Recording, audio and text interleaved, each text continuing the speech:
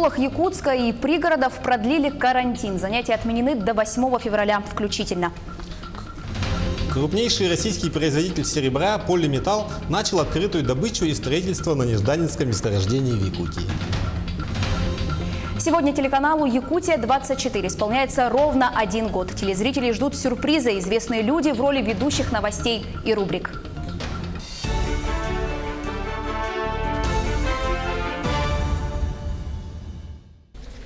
Это новости в прямом эфире. В студии работает Анастасия Кобызева и известный якутский блогер Алексей Басылаев. Здравствуйте. В школах Якутска и пригородов продлили карантин. Занятия отменены до 8 февраля включительно. По сообщению администрации города, в Якутске по-прежнему превышены пороги заболеваемости ОРВИ и гриппом. Напомню, что на 4-й неделе января эпидпорог по ОРВИ был превышен в столице республики почти в 3 раза. Отмечается также, что больше 92% заболевших не прошли вакцинацию. При этом у большинства заболевших легкая форма болезни. Между тем, вместе с занятиями в школах в Якутске отменили занятия в кружках и секциях. Было отмечено, что введенные неделю назад ограничительные мероприятия в общеобразовательных школах, они дали свой эффект. Заболеваемость среди школьников снизилась на 45%. Но учитывая, что уровень заболеваемости в целом острыми респираторными инфекциями и гриппом остается на высоком уровне с превышением эпидемических порогов, принято решение продлить карантинные мероприятия до 8 февраля включительно во всех школах города Якутска и пригородов. «Полиметалл» начал открытую добычу и строительство на Нежданинском месторождении в Тампонском улусе. Строительные работы сейчас концентрированы на вспомогательной инфраструктуре. Также начались земляные работы для перерабатывающей фабрики, завершено строительство 2 новых общежитий и административного здания. Добычные работы в зимнее время сведены к устройству подъездной дороги к карьеру, которая требует выемки большого количества пустой породы, сообщили в пресс-службе компании. Добавим, что компания «Полиметалл» – это крупнейший российский производитель серебра и один из ведущих золотодобытчиков. Ее первоначальные капитальные затраты на Нежданинском месторождении до начала производства оцениваются в $234 миллиона. Компания «Саханнефтегазсбыт» 1 февраля повысил стоимость дизельного топлива. Цена за литр выросла на 3,5 рубля. В центральной Якутии ее стоимость составляет 60 рублей 70 копеек, в южных районах 58 рублей 20 копеек. Компания отмечает, что подъем цен произошел из-за изменения стоимости у поставщиков. Стоимость у производителя выросла на 12 рублей. В предыдущий раз цены на дизельное топливо на АЗС «Саханнефтегазсбыта» увеличивали 1 января 2019 года. Тогда стоимость литра подняли на 1 рубль 20 копеек. Защита Дениса Чуприкова, обвиняемого в похищении из Третьяковской галереи картины Куинджи Ай Петри «Крым», обжаловала его арест. Об этом рассказала пресс-секретарь Таганского суда Москвы Юлия Сухинина. Дата рассмотрения жалобы пока не назначена. Напомним, Чуприкова арестовали 29 января на 2 месяца. Полотно было украдено из Третьяковской галереи 27 января. Злоумышленник на глазах у посетителей вынул картину из рамы и скрылся, попав на камеры видеонаблюдения. Стоимость данной работы художника оценивается в десятки миллионов рублей. Чуприкову грозит до 15 лет заключения. Мужчина не признал себя виновным. В Национальном художественном музее республики на постоянной экспозиции русской живописи 18-го, конца 19 века выставлена работа художника Архипа Куинджи «Лунная ночь». Она находится в Национальном художественном музее уже 66 лет. Произведения этого автора не раз становились предметом хищения воров. О самой картине и под какой охраной она находится, узнавал Дмитрий Тымыров. Картина Куинджи «Лунная ночь» в Якутию попала в 1953 году. Тогда здание Национального художественного музея располагалось здесь, на Амосова, 6/2.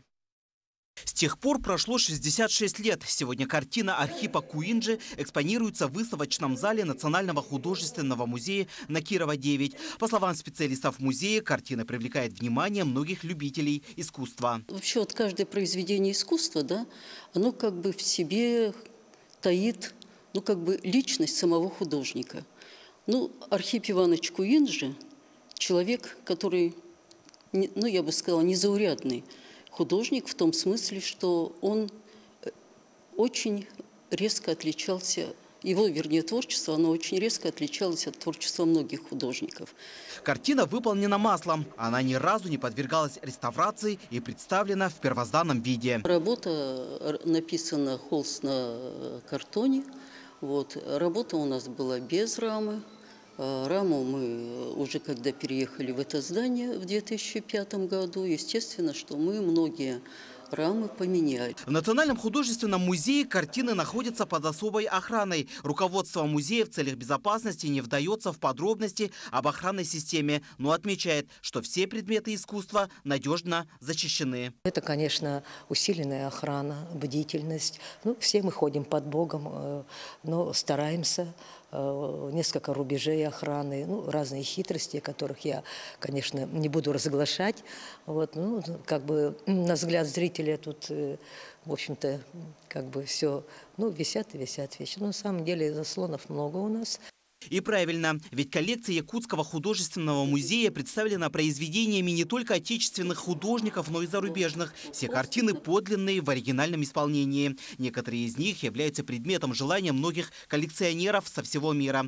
И как отмечает руководство музея, в последние годы растет интерес коллекционеров на работы якутских художников Ивана Попова и Михаила Носова. Поэтому и безопасность произведений искусства на первом месте. Дмитрий Тымыров, Илья Сыромятников, Якутск. В честь первого дня рождения телеканала «Якутия-24» мы устроили День самоуправления. Вас ждут новости от самых известных деятелей политики, искусства, спорта и не только. О самых чрезвычайных происшествиях расскажут мастер своего дела, старший инспектор ГИБДД Владимир Ощепков и старший помощник Следственного управления Следкома Республики по взаимодействию со СМИ Надежда Дворецкая. С экономическими новостями познакомят министр экономики Якутии Майя Данилова и заместитель министра Тимур Ханды. А известная спортсменка, чемпионка по бодибилдингу Наталья Сарай расскажет новости из мира спорта. Но это не все сюрпризы на сегодня. Известные персоны в качестве соведущих будут ждать вас сегодня в эфире. С самого утра своей красотой студию озарила мисс Якутия-2018 Влада Потапова. В течение дня вас ждут также блогер Алексей Басылаев и министр промышленности и геологии Максим Терещенко.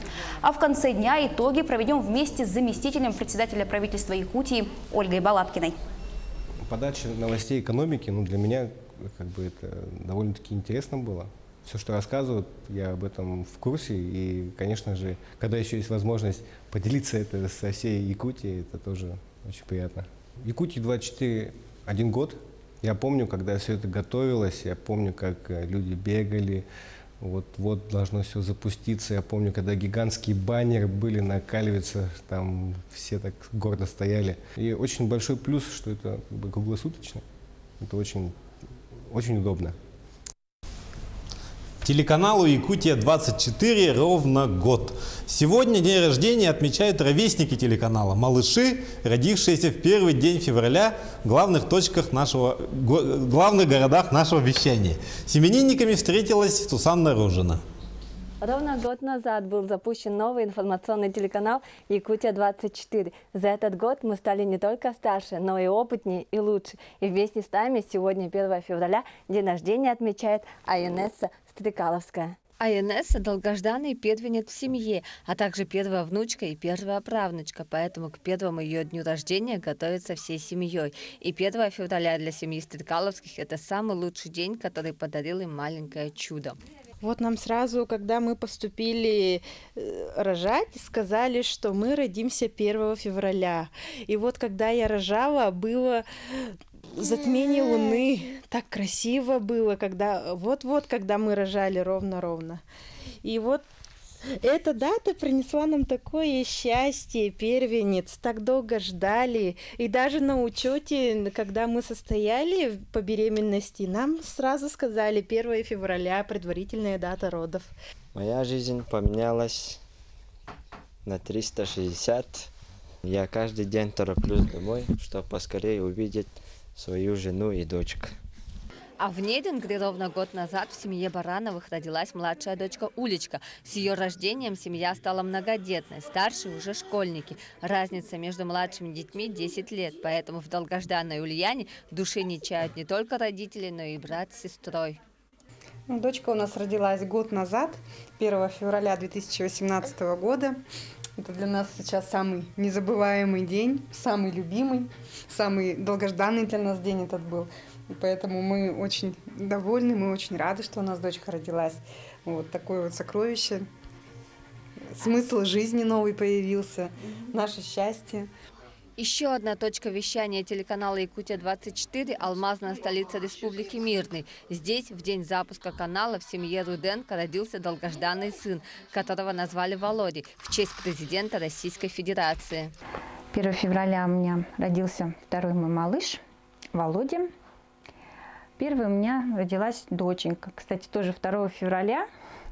Она не хотела, чтобы братик был 2 февраля, сказала мне, пожалуйста, пусть он на мой день рождения 1-го лучше, не 2-го. Я очень ждала сильно Вову. Да. Вову мы имя выбирали тоже всей семьей. 1 февраля 2018 запомнится многим. За этот год пополнение произошло и в семьях сотрудников телеканала «Якутия-24». Родилось целых 10 малышей. Зрители, наверное, уже меня потеряли, и тем, кто потерял, хочу сказать, что я не потерялась. И я стала трижды мамой в конце года, и у нас родился долгожданный 3-й ребенок, мальчик. И сейчас, конечно, я не так скучаю по эфиру, потому что сейчас самое замечательное время материнства, и я наслаждаюсь вот этим моментом, этим отпуском. А сразу двойное счастье привалило в семье другого нашего ведущего Павла Танина. Он впервые стал отцом и сразу 2 малышей. 2 человека делают детей, и 2 человека должны ими заниматься не только по каким-то социальным статусам, а просто, это твои дети, ты их должен любить. Не обязательно, что они будут любить тебя, они тебя не обязаны любить, ты обязан любить их, потому что они твои. Готовым к детям ты становишься, вот когда они рождаются. Вот как бы ты там себя не настраивал, как бы что, ты всегда не готов к детям. Вот когда они появились, когда ты их взял на руки, все, ты готов. То есть как только ты смог поднять вот это, у них же там головку они не держат, да, надо аккуратно их поднимать. Вот смог ты поднять на руки, значит ты готов. Вот Пока годовалые малыши только учатся делать первые шаги, телеканал «Якутия-24» уже уверенно шагнул в информационное пространство. Впереди еще долгий путь, различные направления развития и, конечно, самые удивительные истории из жизни наших зрителей. Сусанна Рожина, Матферина Алексеева, Тамара Игнатьева, Владимир Павлов, Артем Алексеев, Вадим Барашков, Якутск, Мирный, Нерюнгри. Год работы – это огромный инфопоток самых важных и интересных новостей. И только сегодня, в день рождения канала, жители республики имеют уникальную возможность поделиться своими новостями. Что же интересного происходило в жизни наших телезрителей в Нерюнгри, узнаем прямо сейчас. На прямой связи со студией из Южной Якутии передает наш корреспондент Сергей Козюра. Коллеги, Сергей, с здравствуйте. праздником нас! Действительно, наша работа – это новости. И вот в первую годовщину нашего телеканала своими новостями и, может быть, пожеланиями пришли поделиться нерюнгринские телезрители. Давайте узнаем, что у них за новости. Здравствуйте, представьтесь, пожалуйста. Меня зовут Елена Проскурина. Какая у вас новость? Ну, новость такая, в городе эпидемия гриппа, вот бегу за лекарствами, так как вся семья у нас заболела. Ну, я как самый крепкий солдат, скажем так, меня послали за лекарствами. Тем не менее, нашли время уделить. Тем не менее, конечно, очень люблю канал Якутия-24, очень рада, что наконец-то наши новости нерюнгринские можно ежедневно посмотреть, да, в прямом эфире. Время очень удобное, 8:30, то есть прихожу каждый день с работы и смотрю новости. Спасибо большое. Вы представьте, пожалуйста. Здравствуйте, меня Дмитрий зовут. Дима, ну у вас какая новость? А у меня сегодня день рождения у жены. Можно я воспользуюсь ситуацией и поздравлю ее в прямом эфире? Конечно. Зайчка, Мариночка моя, очень тебя люблю, с днем рождения. Марина, с днем рождения. Спасибо, что пришли поздравить. Какие у вас пожелания? Пожелания, но я турист, очень люблю природу, и мне понравилось, что в последнее время на Якутии-24 много красивых вставок, передачек о природе. Ну, конечно, чем больше будет показано красоты нашей республики, тем приятнее смотреть. Ну и новости оперативно у вас работают, быстрее, чем Инстаграм. Спасибо большое. Вы представьте, пожалуйста. Я работник культуры Татьяна Знаменщикова. Я хочу поздравить с днем рождения, пожелать радости, счастья, бодрости духа. Хочу передать своим друзьям Татьяне Гоголевой огромный привет, Светлане, замечательному режиссеру, и всем моим знакомым друзьям. Якутия моя родная, снега от края и до края, великолепие тайги и прелесть дремлющей реки. Прозрачен воздух, чистые ели, пасутся быстрые олени. И все, чем дышишь и живешь, с любовью людям отдаешь. Это для вас. Как здорово, замечательно, спасибо большое. Ну что, друзья, вот такие были новости от нерюнгринцев. И это несмотря на 40-градусный мороз. Хотя в минус 40 есть и свои плюсы. И прежде всего, это, конечно же, наш Сахалы-салют, который сейчас и продемонстрируем. Так, все готовы? Якутии 24! Уруй! Айха! С праздником нас, друзья, коллеги! Спасибо, Сергей. Я напомню, на прямой связи со студией был наш корреспондент Сергей Козюра. Таковы новости к этому часу. В студии с вами был известный якутский блогер Алексей Басылаев и Анастасия Кобзева. Не переключайтесь.